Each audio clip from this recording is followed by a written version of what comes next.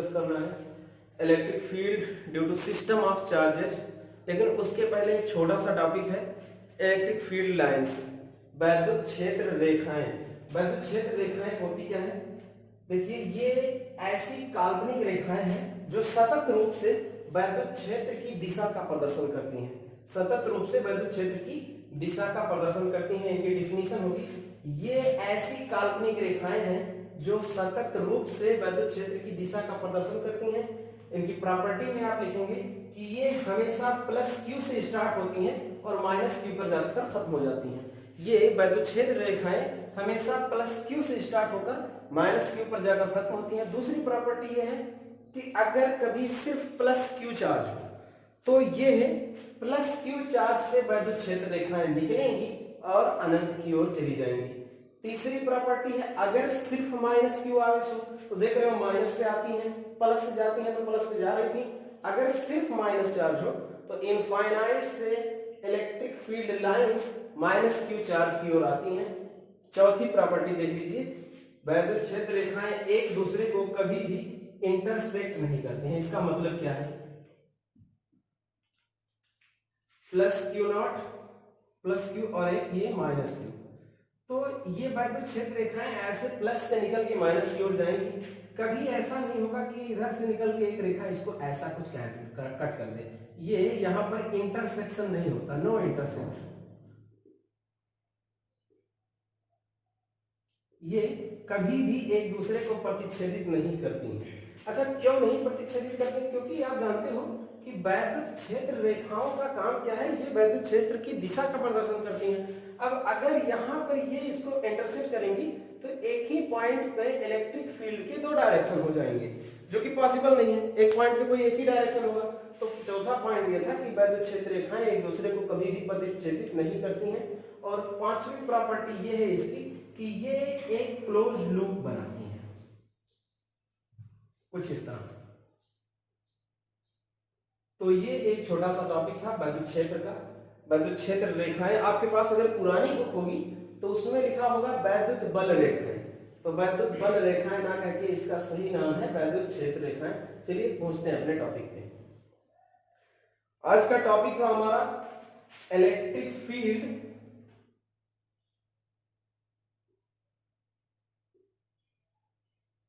Due to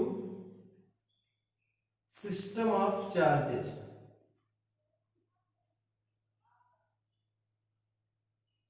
यानी कि आवेशों के निकाय के कारण विद्युत क्षेत्र। अब यहां एक आवेश नहीं होगा, इसके लिए पिछला वीडियो हमने पोस्ट किया है, आपने देखा होगा। अगर कोई एक पॉइंट P था और इस पॉइंट P से r डिस्टेंस पर एक आवेश था Q।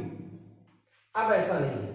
अब इस P पॉइंट से r1 डिस्टेंस पर है चार्ज Q1, r2 डिस्टेंस पे है चार्ज Q2, कह सकते हैं कि r3 डिस्टेंस पे होगा आपका चार्ज Q3, इसी तरह से r4 पर Q4, और हम एक जनरल लिख लेते हैं rn डिस्टेंस पर है Qn।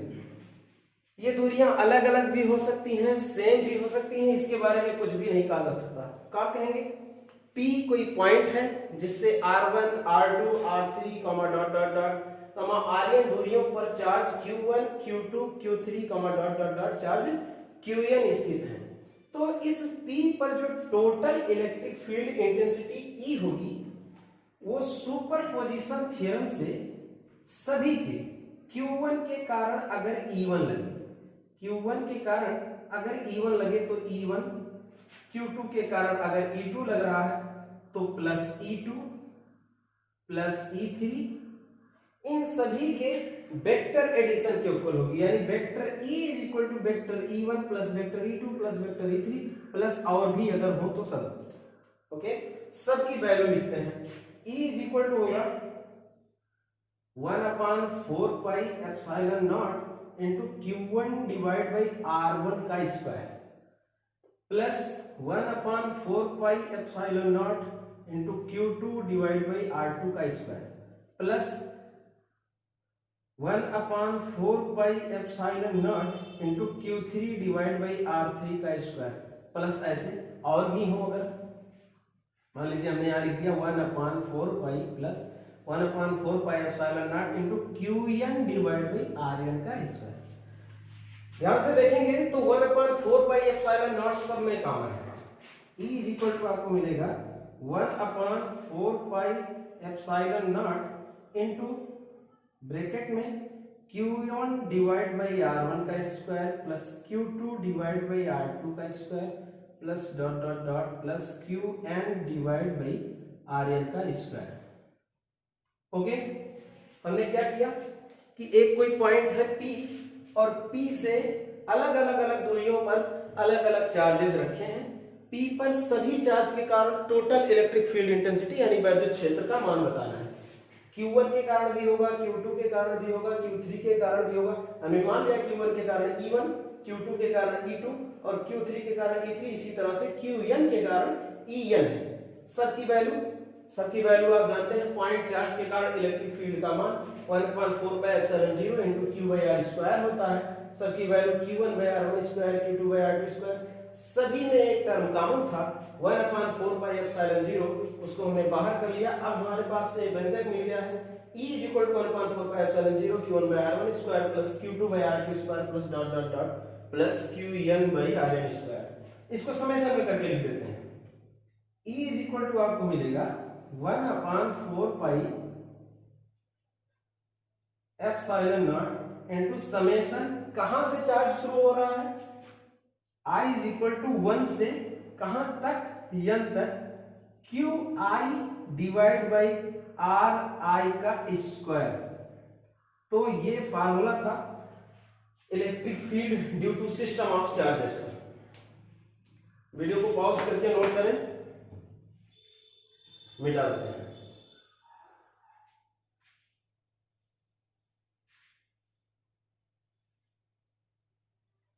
देखिए इस पे एक न्यूमेरिकल, इस तरह के ही न्यूमेरिकल्स पूछे जाते हैं आपके पेपर्स में।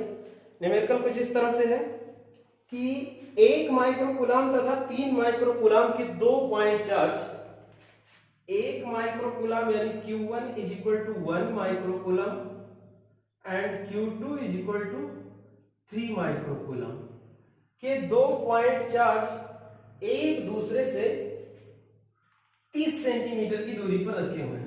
R = 30 centimetre. दोनों को मिलाने वाली रेखा के किस बिंदु पर वैद्युत क्षेत्र का मान 0 होगा? देखिए लाइन बना लीजिए। यहां पर आपका है 1 माइक्रोकूलम और यहां पर आपका है 3 माइक्रोकूलम। दोनों को मिलाने वाली लाइन की लंबाई है 330 सेंटीमीटर।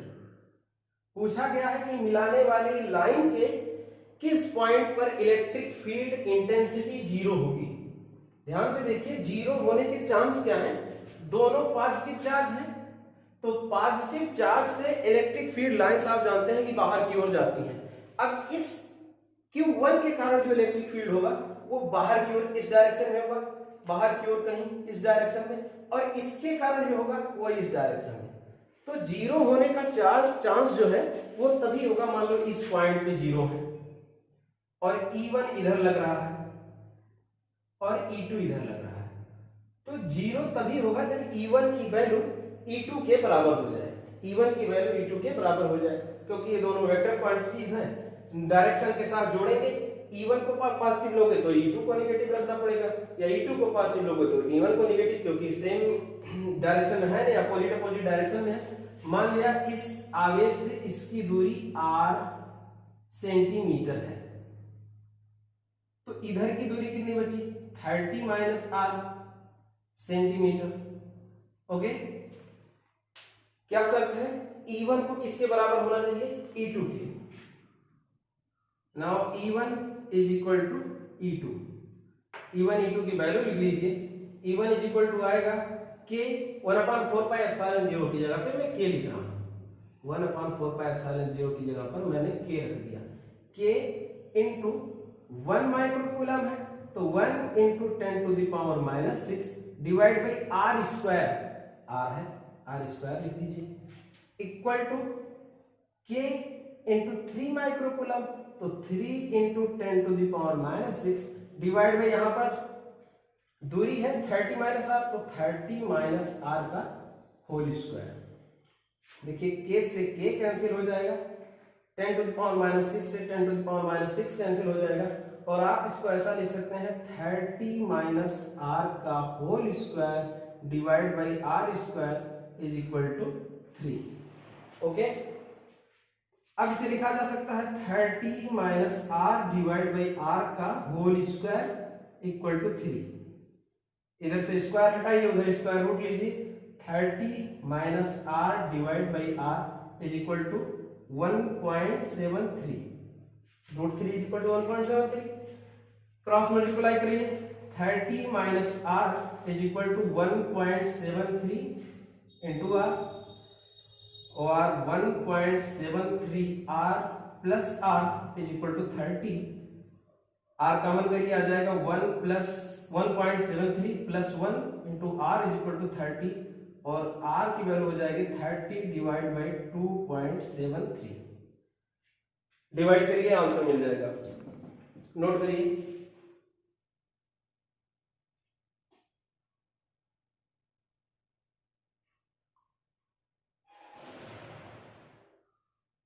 इसकी वैल्यू आएगी 17.34, 17.34 सेंटीमीटर में है तो सेंटीमीटर लिख दीजिए, यानी पहले आवेश से 17.34 मीटर सेंटीमीटर दूरी पर वैद्युत क्षेत्र आपका शून्य होगा।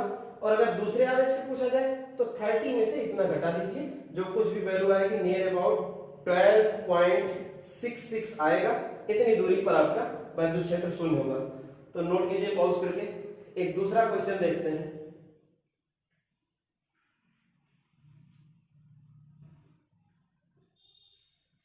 सेकंड क्वेश्चन हमारा है कि 2 माइक्रोकूलम तथा 5 माइक्रोकूलम के दो आवेश, 2 माइक्रोकूलम तथा 5 माइक्रोकूलम के दो आवेश एक दूसरे से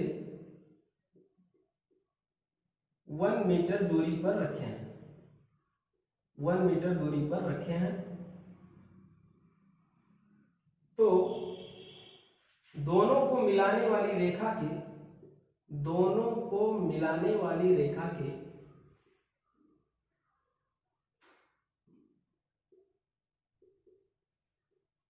मध्य बिंदु पर, दोनों को मिलाने वाली रेखा के मध्य बिंदु पर E का मान, E का मान यानी वैद्युत क्षेत्र का मान क्या होगा। क्वेश्चन क्या है, चार्ज हमारे पास एक 2 माइक्रोकूलम का है और दूसरा 5 माइक्रोकूलम का है।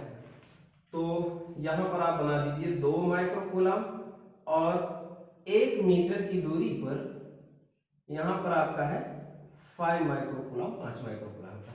दोनों को मिलाने वाली लाइन के मिड पॉइंट पे, मध्य बिंदु पे, यानी यहां O है एक पॉइंट, और इस पॉइंट पर टोटल इलेक्ट्रिक फील्ड कितना होगा ये पूछा गया है।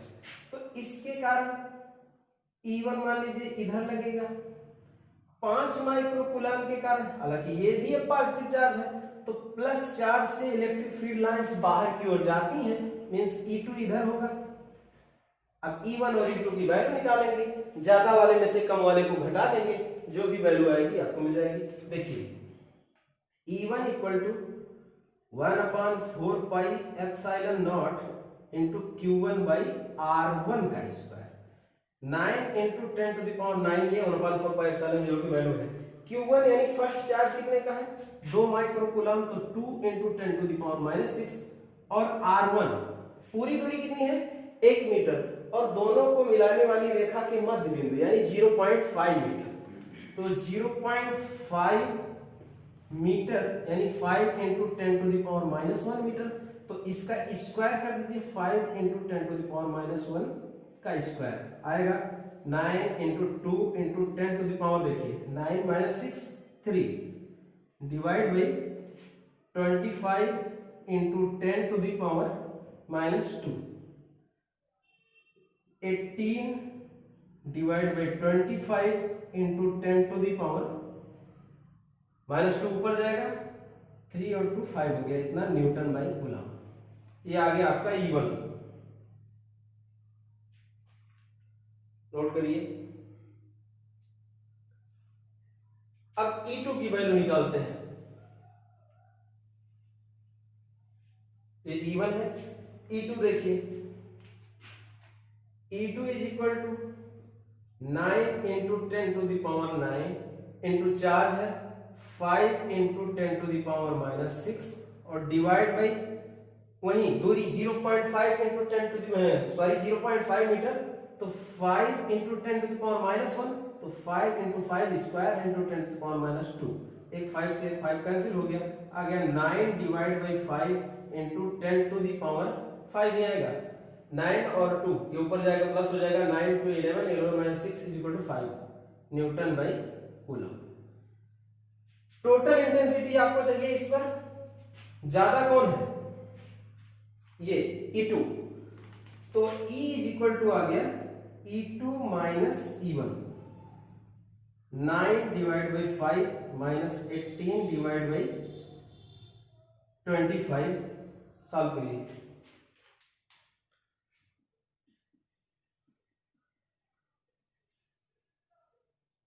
कितना आएगा देखो, 9/5 निकाल लो इसमें से, E इज इक्वल टू 9/5 बाहर आ गया, यहाँ बचा 1 minus 2/5, 9/5 into 5 minus 2 divide by 5, 9/5 into 3/5, 27 divide by 5, 27 divide by 5। अच्छा यहाँ एक चीज गलती हुई है, दोनों में 10 टू दी पावर 5 भी था, तो यहाँ भी 10 टू दी पावर 5 चलते रहेगा, into 10 to the power 5, 10 to the power 5, तो 27 divide by 5 into 10 to the power 5 newton by coulomb. तो इस तरह से आपके एनसीईआरटी बुक में तमाम न्यूमेरिकल्स होंगे, उनको सॉल्व कीजिए। जो भी आपको डाउट्स हो आप कमेंट बॉक्स में पूछ सकते हैं। Thanks for watching.